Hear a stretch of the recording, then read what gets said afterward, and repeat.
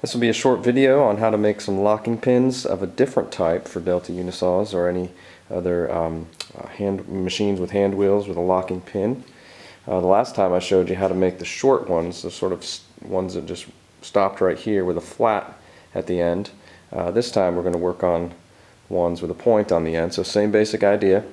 I'm going to get some threaded rod, cut it to the right length, remove the threads to put into this 3/8 hole for the knob, and then I marked with a Sharpie where the threads need to stop and where the point needs to be on the end.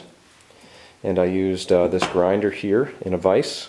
I don't even have a bench grinder, so if I can do it with an angle grinder and a little belt sander over there in the corner and a disc sander, then you can definitely do it with better tools, whether it's machining tools or an actual bench grinder.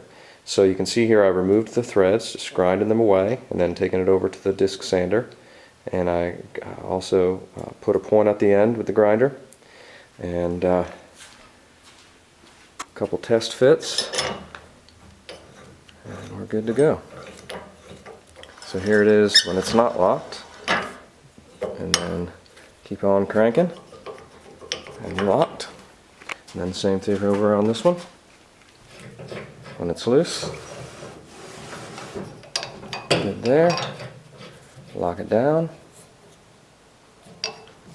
good there. And then also I got the same knob for the dust door as well.